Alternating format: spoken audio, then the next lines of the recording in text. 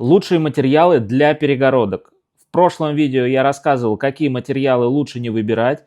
Теперь настала очередь рассказать о материалах, которые лучше выбрать. Итак, начнем с полнотелого керамического кирпича. У него хорошая звукоизоляция, он долговечный, он очень устойчив к влаге. Если сложите стену в пол кирпича, получите 12 сантиметров. У него высокая плотность, поэтому как материал он довольно-таки хорош. Есть, конечно, свои минусы. Первый минус – это его вес. То есть, скорее всего, вам придется это дело запроектировать, рассчитать нагрузки и согласовать с управляющей компанией. Второй минус – это стоимость. Это достаточно дорогостоящий материал, плюс сюда еще мы добавим штукатурку, шпаклевание и так далее. Что по итогу? Мы получаем хорошую долговечную, прочную стену с неплохой звукоизоляцией, да, с небольшими минусами по стоимости и по нагрузке. Решать в итоге, конечно, вам, но я бы рассмотрел, я бы рекомендовал такую стену, если у вас есть возможности, позволяет ваше перекрытие. Вторым и самым лучшим материалом для перегородок, на мой взгляд, идет гипсокартон. Сразу оговорюсь, это не обычный гипсокартон, который вы привыкли видеть белый или зеленый. Мы чаще всего используем сапфир.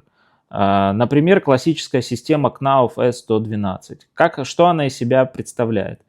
Это каркас из стоечных профилей, внутри акустическая минвата, и все это зашито минимум в 2 слоя с обеих сторон тем самым гипсокартоном. Почему я считаю этот материал самым лучшим? У него огромное количество плюсов.